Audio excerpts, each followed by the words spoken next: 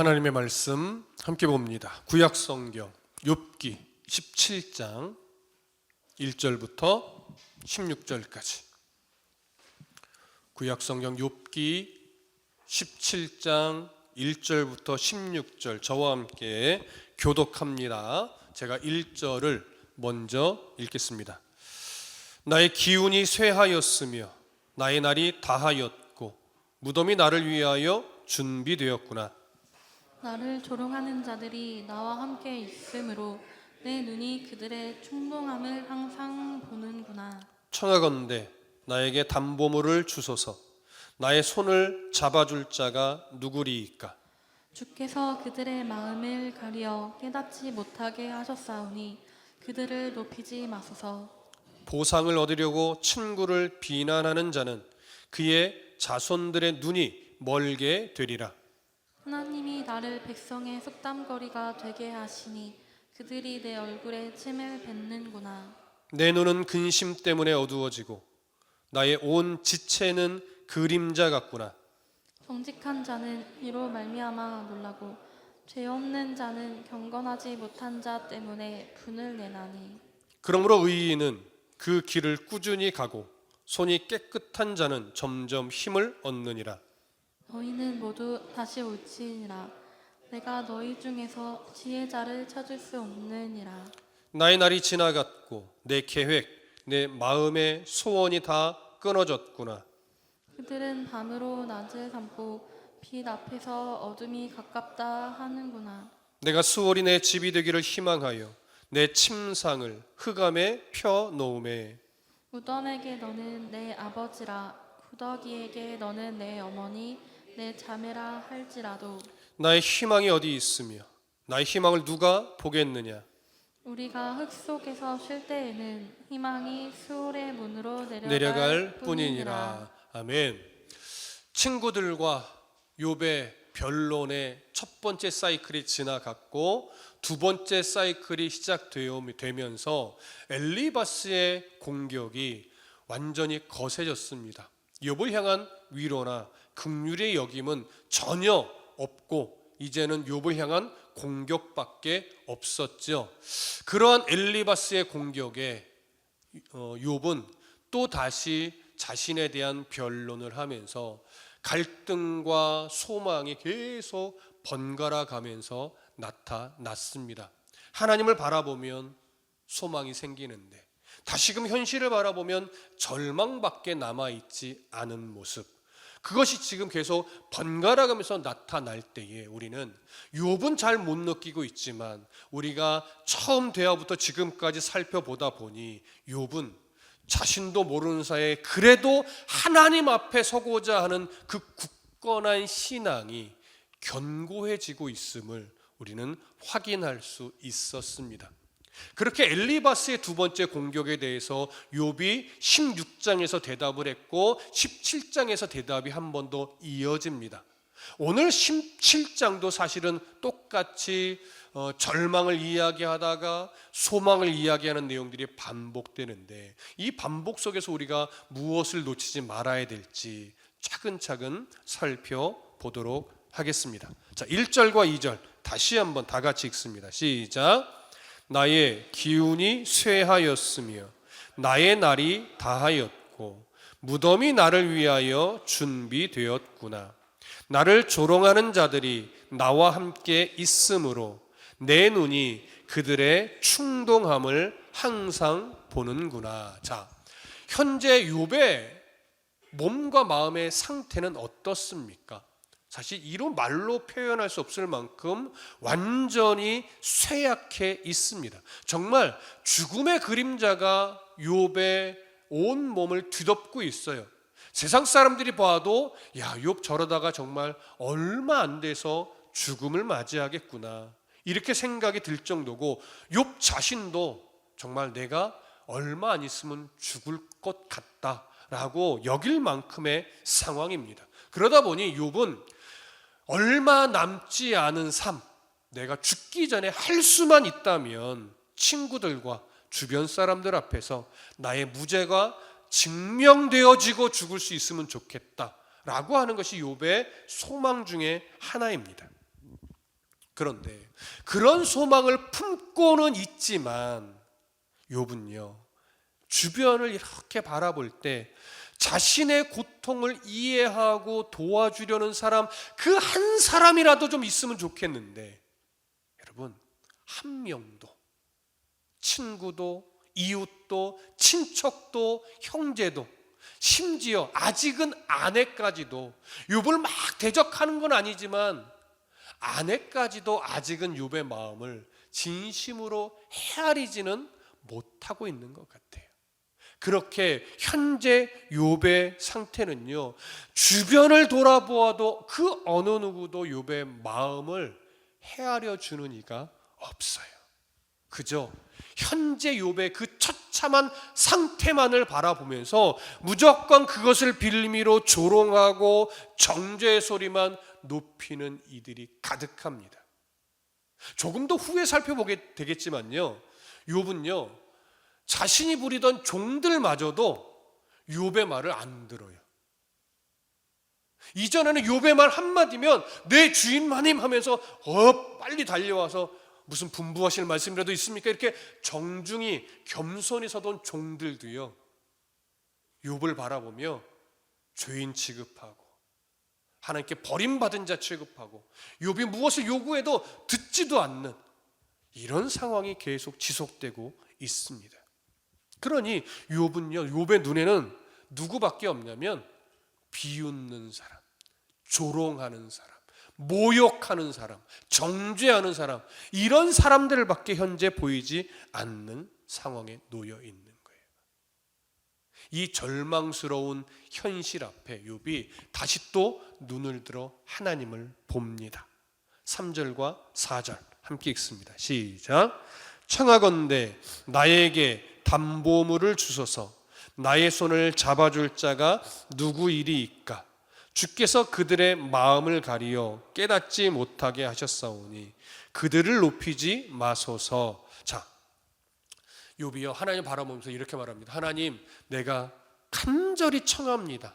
나에게 담보물을 주십시오. 여기서 말하는 담보물은 무엇을 의미하냐면요, 욥 자신이 정말 무죄하다는 것, 이런 재앙을 겪을 만한 잘못을 지은 적이 없다는 것을 증명할 수 있는 증거물, 이거 하나님 아시잖아요. 나에게 내 무죄를 증명할 수 있는 담보물을 하나님 좀 주십시오. 이렇게 간청하는 거예요. 그리고 이어서 이렇게 말하죠. 3절에서 나의 손을 잡아줄 자가 누구입니까? 이건 나의 손을 하나님 잡아주세요거든요. 근데 잡아주다, 잡다로 번역된 히브리 말은요, 사실 잡다는 의미가 아니고요, 치다는 의미예요. 번역을 조금 잘못했어요. 그래서 하나님, 나의 손을 좀 쳐주세요, 이런 의미예요. 그러면 욥이 하나님께 나의 손을 쳐주세요라고 했던 의미는 뭘까요? 하나님 기분 좋게 하이파이브 해주세요, 이런 의미일까요? 그런 것 아닙니다.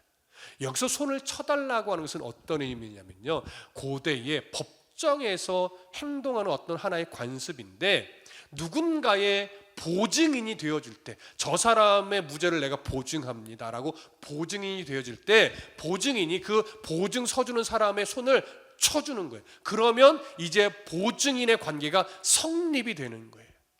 그래서 어떤 요구가 되는 거냐면, 하나님, 내가 무죄라고 하는 것을 증명할 수 있는 담보물도 내게 하나님께서 좀 주시고, 하나님 자신도 내가 무죄하다는 것을 증인의 역할을 해줄 수 있는 그 보증인이 되어 주십시오.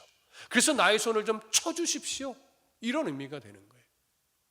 그러면 욥이 왜 하나님께 보증물을 주시고 보증인이 되어달라고 요구했느냐? 4절을 보면요, 히브리어 문장에서 번역을 하나 하지 않은 접속사가 있는데, 그게 뭐냐면 키라는 하는 거예요. 키. 왜냐하면 이런 의미죠. 그래서 4절은 욥이 하나님께 보증물을 주시고 보증인이 되어달라고 말한 이유를 밝히는 거예요. 그 이유를 뭐라고 하냐면, 4절에서 주께서 그들의 마음을 가리어 깨닫지 못하게 하셨사오니 그들을 높이지 마소서라고 하잖아요. 여기 그들이 친구들이에요. 다시 쉽게 말하면, 하나님이 친구들을 깨닫게 하는 은혜를 친구들에게 주시지 않아서 친구들이 어리석음 가운데 그대로 있으면서 나를 무조건 정죄하도록 하나님이 놔두셨잖아요. 그러니까 하나님, 그 친구들을 이제는 더 이상 높이지 말아주세요. 그 친구들이 더 이상 교만스럽게 나에게 와서 나를 정죄하고 비난하고 모욕하는 일을 좀 못하게 해주세요. 그러기 위해서 하나님이 보증물을 좀 주셔야 되고, 그러기 위해서 하나님이 나의 보증인이 되어 주셔야만 합니다. 그러니까 현재 상황을 이겨낼 수 있는 유일한 방법이 뭐예요? 하나님이 보증물 주시는 거예요. 하나님이 욥의 무죄함을 증언해 줄 수 있는 보증인이 되어 주시는 것밖에 없다는 고백인 거예요. 그러면서 5절을 보세요. 5절 다 같이 읽습니다. 시작. 보상을 얻으려고 친구를 비난하는 자는 그의 자손의 눈이 멀게 되리라. 하나님이 그 친구들 앞에서 나의 무죄를 증명할 수 있는 보증물도 주시고 나의 무죄에 대한 증인이 되어주셔서 보증인만 되어주신다면 친구들이 자신들의 어리석음과 이 위증한 것을 인정하게 될 텐데, 그렇게 지금까지 욥을 공격하며 모욕했던 것은 자신들이 잘난 줄 알고 뭔가 보상을 얻으려고 자기 욕심에 그렇게 한 것입니다. 그들은 결국 하나님 앞에 심판을 받아서 그의 후손들이 이제 멸망의 길을 걷게 될 겁니다라고 사실은 친구들을 향해서 저주하는 거예요. 친구들의 후손들 앞에서 좋은 일이 일어나지 않을 거라고. 사실 욥이 이 정도의 사람은 아니었거든요. 근데 지금 얼마나 그의 마음이 절망스럽고 분이 나는지 하나님 앞에 보증인이 되어주실 뿐만 아니라 나를 지금까지 모욕하고 정죄하고 판단했던 저 친구들의 집안이 잘 되게 해주시면 안 됩니다. 이렇게까지 저주하는 모습을 보여요. 그러니까 이게 지금 욥의 감정 상태예요. 욥이 못됐다 이렇게 보기 전에 욥의 마음이 정말 심각할 정도로 지금 격한 상태가 되어버렸구나, 이런 감정 상태를 좀 보실 수 있어야 됩니다. 자, 이렇게 하나님 앞에 시선을 또 돌렸던 욥, 하나님 앞에 보증인이 되어달라고 했던 욥, 다시 또 현실을 봅니다. 자, 이어지는 9절, 6절과 7절을 함께 읽습니다. 시작. 하나님이 나를 백성의 속담거리가 되게 하시니 그들이 내 얼굴에 침을 뱉는구나. 내 눈은 근심 때문에 어두워지고 나의 온 지체는 그림자 같구나. 자, 다시 현실로 돌아와서 또 현실을 보니까요, 하나님이 자신을 완전히 무너뜨리신 거예요.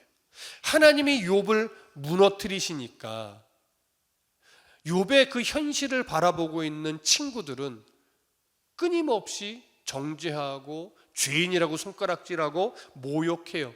친구들이 욥을 그렇게 정죄하고 모욕하니까 주변 사람들도 덩달아서 어떻게 해요? 친구들과 함께 욥에게 침을 뱉으며 욥의 인격 자체를 아예 모욕하는 이런 행위를 서슴지 않고 합니다. 이게 바로 욥이 하나님의 징계로 인해서 자신이 이렇게 고통스럽다라고 탄식하는 거죠.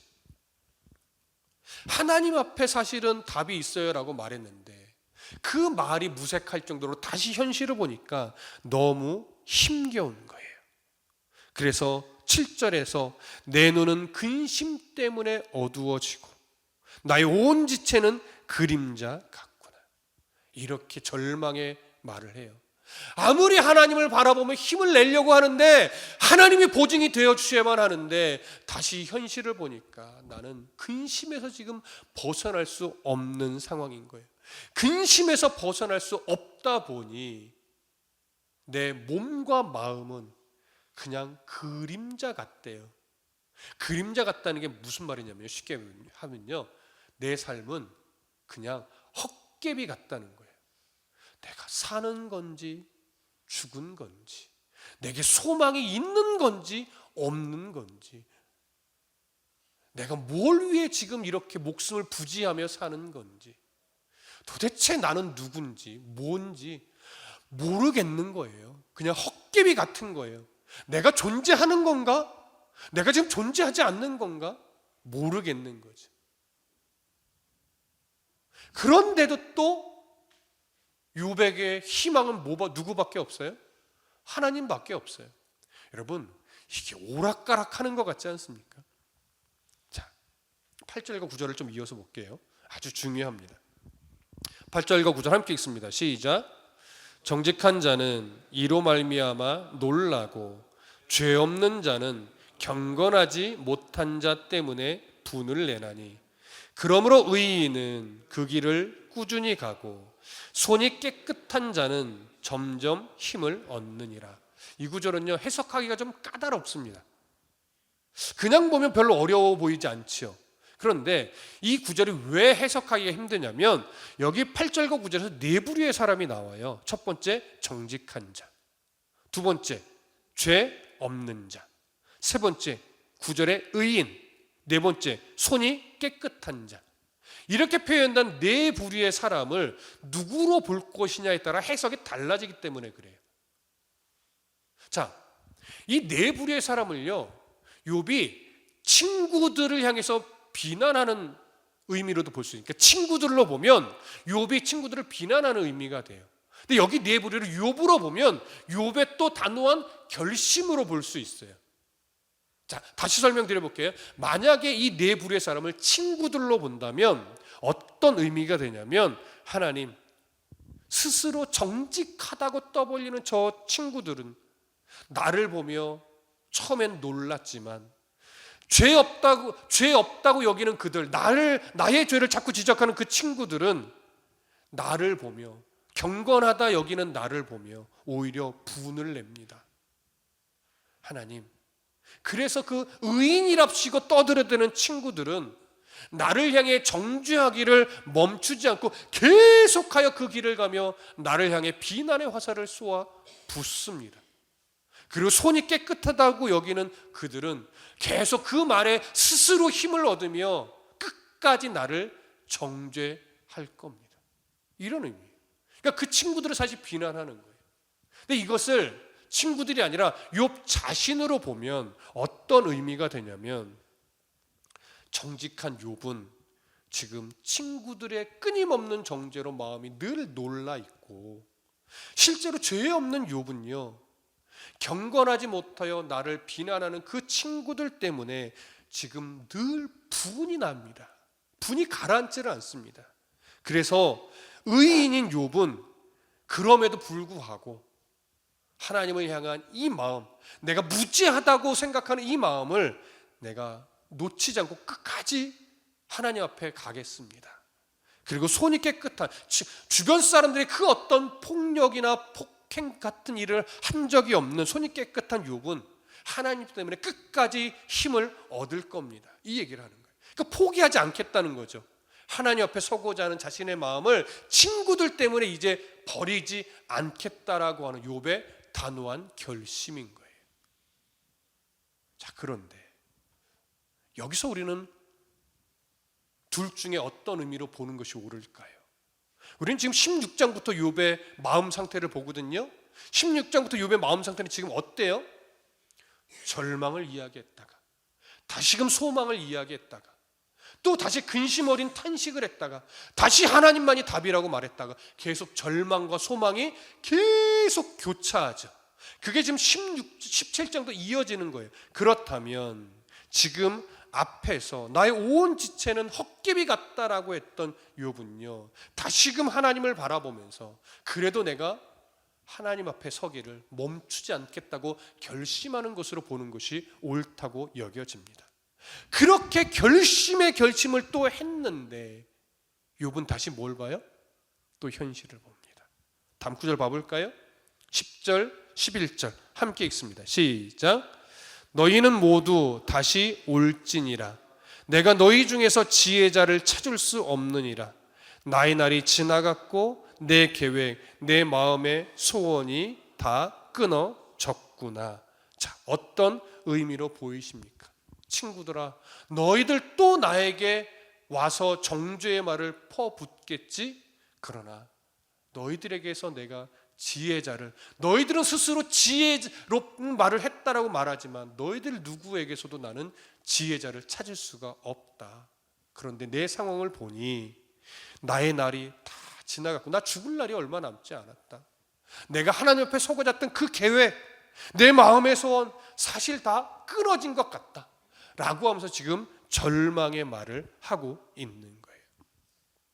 여러분, 사실 제가 계속해서 욥의 절망하고 소망하는 이것이 반복되는 욥의 감정 상태를 보아야 한다라고 강조했기 때문에 그렇지, 그럴 수 있지라고 우리가 이해하며 보지만, 사실 논리적으로 보면요, 이게 지금 말이 안 되는 거예요. 한두 번도 아니고 계속 절망했다가 소망의 노래를 했다가 또 탄식했다가 하나님밖에 없다라고 또 부르짖었다가 또 낙심했다가 내가 하나님께 서기를 내가 포기하지 않겠다고 또 결심했다가 또 절망했다가 또 결심했다가 계속 반복하거든요. 사실 논리적으로는 설명할 수 없어요, 이 감정 상태를. 이게 상담학적으로 설명할 수 있는지 잘 모르겠어요.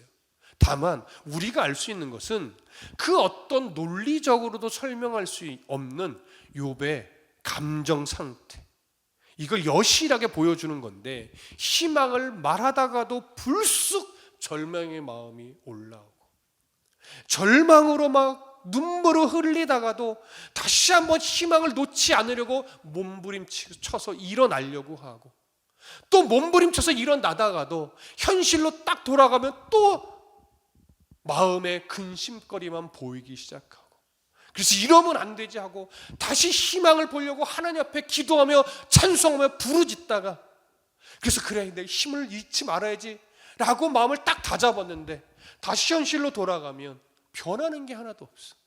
오히려 더 힘들어져. 그러니까 또 절망의 늪에 빠져요. 그래서 허우적대서 한참을 울다가 이렇게 내 인생을 버릴 수는 없지, 다시금 하나님 앞에 일어서야지.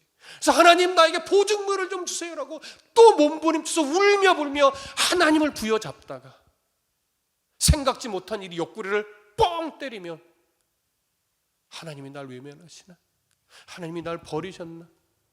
또 절망에 허우적대다가 이렇게 죽을 수는 없어. 하나님이 약속한 게 있는데 어릴 적 했던 말씀이 또 생각나서 아니야, 하나님이 답이지. 또 교회로 나가, 예배 자리로 나가 울며 찬송하며 또 힘을 내려고 몸부림치고. 여러분, 이게 욥의 이야기일까요? 여러분 안 그러십니까? 여러분, 지금까지 인생이 이렇게 절망과 소망을 거듭하며 반복하며 살아온 인생 아니었습니까? 우리는 모두가 사실은 욥과 똑같은 절망과 희망을 반복하며 살아갑니다. 근데 여러분, 잘 생각해 보세요. 절망했던 순간이 많습니까? 희망으로 절망을 이겨냈던 순간이 많습니까? 사실은 절망했던 순간이 더 많아요. 그리고 더 길어요. 절망의 순간은 길고 소망을 붙잡고 일어났던 시간은 짧아요. 근데 또 다시 절망에 빠져서 한참을 허우적대다가 하나님의 은혜로 다시 신락 같은 희망을 붙잡고 또 일어나죠. 그래서 주를 찬송하며 하나님 내가 이제 지지 않을게요 했다가 또 무슨 일이 하나가 톡 터지면 또 절망 속에서 한참을 허우적댑니다. 그러다가 또 다시 어떤 상황 속에 주님으로 인하여 소망의 빛을 바라보고 또 일어나지요. 욥도 지금 똑같아요. 욥이요, 그러기를 반복하면서 마음에 또 얼마나 절망이 큰지 오늘 본문의 마지막은 사실은 절망스러운 멘트로 끝이 나요. 자, 볼까요? 12절부터 마지막 단락 봅니다. 시작. 그들은 밤으로 낮을 삼고 빛 앞에서 어두움이 가깝다고 하는구나. 내가 스올이 내 집이 되기를 희망하며 내 침상을 흑암에 펴놓음에 무덤에게 너는 내 아버지라 구더기에게 너는 내 어머니 내 자매라 할지라도 나의 희망이 어디 있으며 나의 희망을 누가 보겠느냐. 우리가 흙 속에서 쉴 때에는 희망이 스올의 문으로 내려갈 뿐이니라. 욥의 마음이 얼마나 왔다 갔다 하면서 지금 절망을 이겨내기가 힘겨운지, 그들은, 친구들을 말해요. 친구들은 밤과 같은 어둠에 있으면서도 자신이 낮이라고 떠들어대요. 그러니까 죄야, 하나님이 인정하지 않은 말을 하면서도 그것이 하나님의 말이라고 우겨댄다는 얘기예요. 쉽게 얘기하면 빛 앞에서도 어둠이 가깝대요. 그리고 13절 보십시오. 내가 스올이 내 집이 되기를 희망하며 내 침상을 흑암에 펴놓는데요. 얼마나 소망을 노래하다가도 현실을 이겨내기가 버거운지 그냥 어떤 소망도 갖지 못한 채로 차라리 죽었으면 좋겠다라고 하는 거예요. 내가 지금 마지막으로 바라는 건 차라리 빨리 죽으면 좋겠다, 스올로 내려가면 좋겠다, 이 마음뿐이라는 거죠. 그래서 내 삶의 모든 권한을 무덤에 주고 싶다는 거예요. 그래서 무덤을 향해 아버지라고 부른다는 것이 어떤 의미냐면 내가 살아가는 모든 권리를 이제는 무덤에게 줘버리고 싶다는 거예요. 그래서 내가 죽어서 몸이 썩으면 그 몸에 이제 구더기가 생길 거 아니에요. 그래서 나는 그 구더기에게 내 어머니라고, 그 구더기에게 내 누이라고 부르고 싶다는 거예요. 빨리 죽고 싶다는 거죠. 그러면서 마지막 절 보십시오. 15절 16절. 나의 희망이 어디 있으며 나의 희망을 누가 보겠느냐. 내가 희망을 이렇게 노래한들 누가 하나 귀담아 들어주겠냐는 거예요. 그러면서 마지막 우리가 흙 속에서 쉴 때에는 희망이 스올의 문으로 내려갈 뿐이니라. 내게 남아있는 희망은 조금이라도 빨리 죽음에 이르러서 스올의 문을 통과하여 내려가는 것이다 라고 하는 거죠. 여러분, 절망과 희망을 반복하고 있는 욥, 믿음이 없는 걸까요? 절망과 희망을 끊임없이 반복하며 절망할 때는 차라리 죽게 해달라고 하고 희망을 노래할 때는 하나님밖에 답이 없다고 하고 또 절망을 노래할 때는 나는 헛개비 같다고 하고 하나님 때문이라고 또 외치고 그러다가도 하나님이 내게 보증인이 되어준다고 또 소망을 이야기하고 이렇게 절망과 희망을 계속 왔다 갔다 하는 욥, 여러분 믿음이 없는 걸까요? 우리는 쉽게 믿음이 없다라고 말할 수 없습니다. 어쩌면 그 절망과 희망을 왔다 갔다 하는 것은 그럼에도 불구하고 나는 절망 속에 있고 싶지 않다라고 하는 절규일 거예요.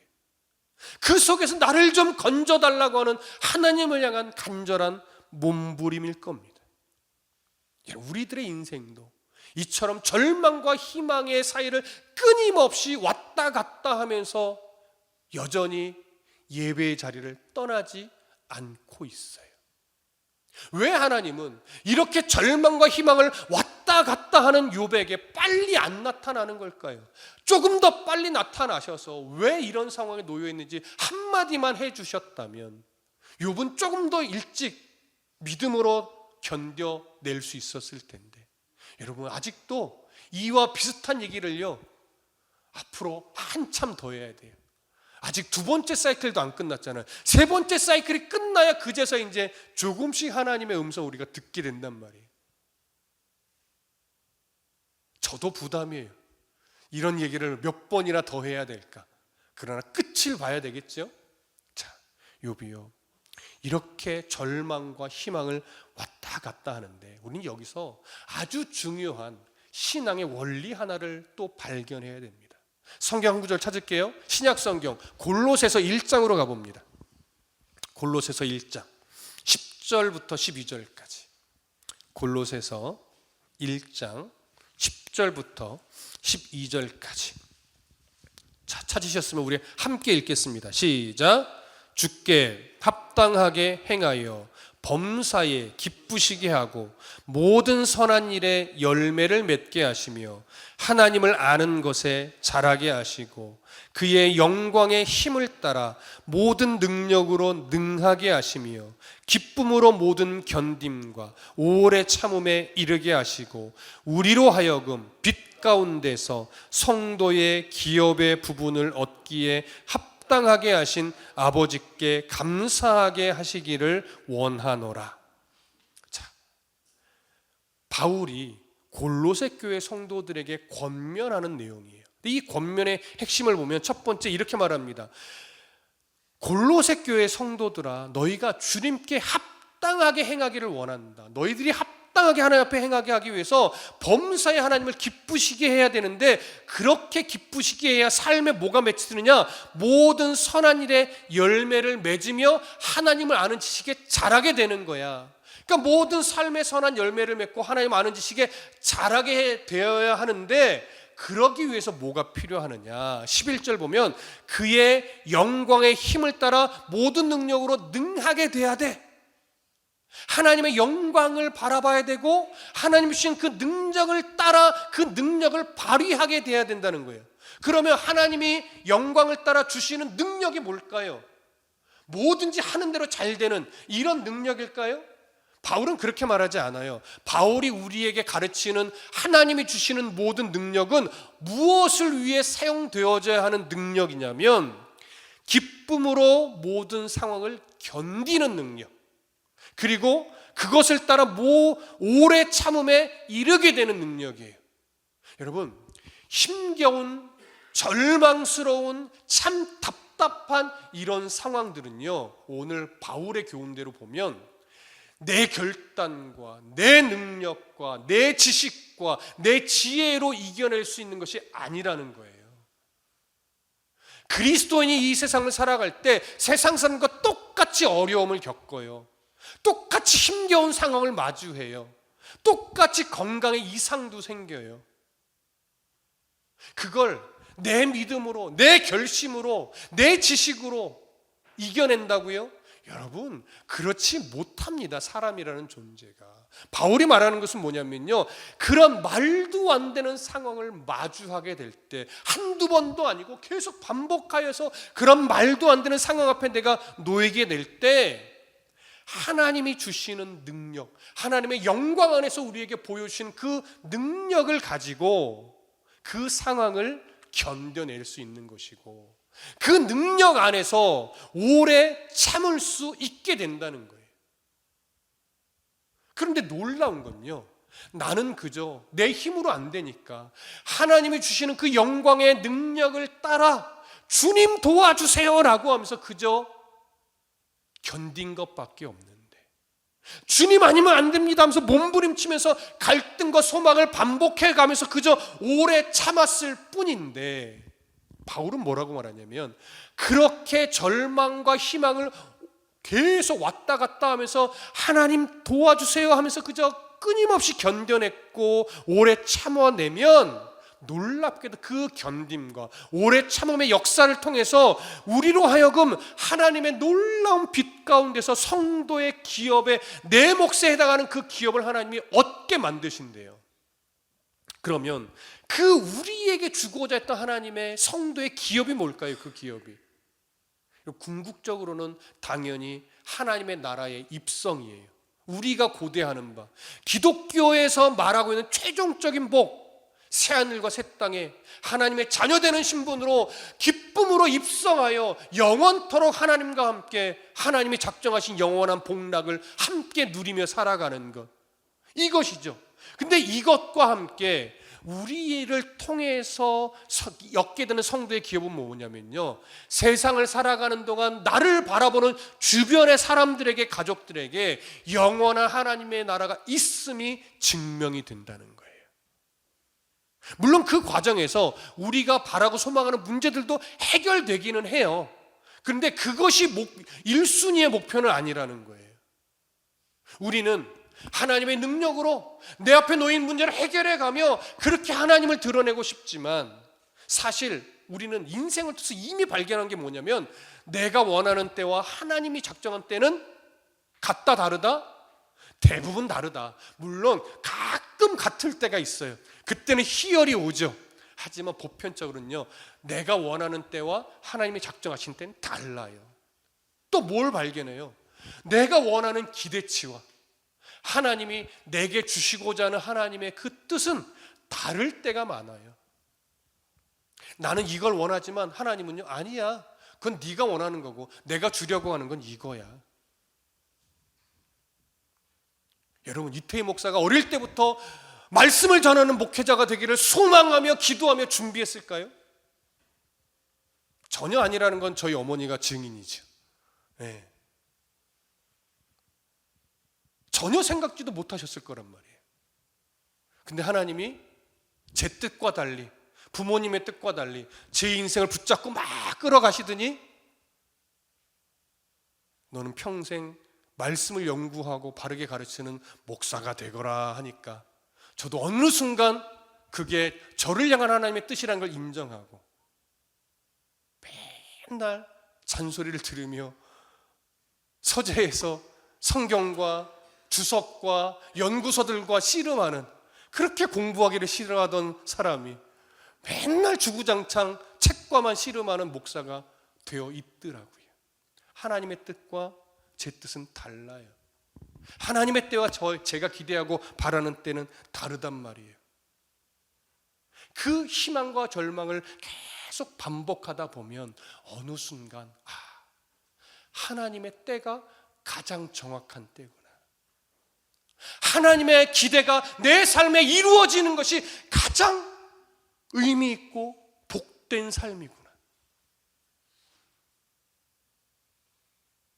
여러분, 그걸 깨닫기 위해서, 그걸 알기 위해서, 그걸 인정하기 위해서 우리의 삶은요, 수없이 절망과 소망이 반복될 수밖에 없습니다.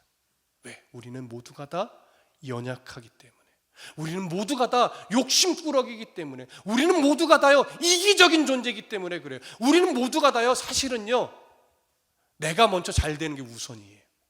그건 다 그래요. 그 속에서 하나님이요 너의 삶이 하나님께 드려질 때 가장 복된 삶이란 걸 알게 만들어요. 그러니 절망과 희망을 반복하며 하나님 앞에 서는 훈련을 받을 수밖에 없는 거예요. 그것이 나를 향한 하나님의 뜻이 이루어지는 겁니다. 희망이 올 때 감사하십시오. 절망이 올 때 주를 바라보며 다시 일어나십시오. 그리고 주 안에서 또 희망을 발견하고 힘을 내십시오. 그러나 여전히 현실은 또 절망을 마주할 겁니다. 그러나 절망은 우리를 망가뜨리지 못합니다. 그 속에서 또다시 하나님을 바라보며 일어나십시오. 그러기를 수없이 반복하겠지만 끝내 우리는 나를 향한 하나님의 뜻이 무엇인지 어느 순간 발견하게 됩니다. 그러면 그거 붙잡고 이제 흔들림 없이 나아가는 거예요. 여러분, 절망과 희망 누구의 삶에든 다 있습니다. 초대교회 그 우리들의 신앙의 선배들도, 12 제자들도, 그 당시 주님의 사역을 바라봤던 다른 제자들도요 성령의 강림이 임하기 전까지는 이기적으로 복음을 받았어요. 이스라엘의 독립, 이스라엘이 강대국이 되는 것, 우리의 가난이 풍요로운 삶으로 바뀌는 것, 그걸 위해 메시아가 왔다라고 여겼단 말이에요. 하지만 성령이 강림하시고 그들 안에 성령이 내주하면서 주님이 가르쳐 주신 그 말씀의 의미가 무언지 선명하게 깨닫게 되는 그 순간 제자들은 죽음이 두려웠지만 기꺼이 복음을 위해 순교의 자리에 설 수 있는, 그렇게 멋지게 죽음 앞에 자신의 삶을 내어주는 하나님의 백성이 됐어요. 세상은 봐봐 저렇게 순교하며 불행하게 죽었잖아 라고 손가락질할 수 있었지 모르겠지만 하나님이 볼 때는 너는 내가 원하는 때에 내가 작정한 대로 너무나 멋지게 복음을 위해 생명을 내어 주었구나. 너는 정말 내 사랑하는 자녀였고 내 사랑하는 제자였고 나의 충성스러운 종이었다. 하나님 앞에 아름다운 칭찬을 받게 되는 거죠. 여러분, 그렇기 때문에 절망했다가 희망을 이야기했다가 절망했다가 희망을 이야기하는 이런 반복은 믿음이 없기 때문에 하는 것이 아니라는 걸 꼭 기억하십시오. 믿음이 없어서가 아니라 여전히 우리가 훈련 중에 있기 때문이라는 걸 기억하시고, 절망 가운데 놓여도 절망 때문에 실망하지 마십시오. 다시금 절망 속에서 날 사랑하시는 하나님을 바라보며 일어날 수 있는 그 하나님의 뜻을 발견할 때까지 포기하지 않고 기꺼이 절망과 희망을 오가며 하나님 앞에 서기를 포기하지 않는 우리 모두가 되기를 간절히 소망하고 축복합니다. 기도하겠습니다.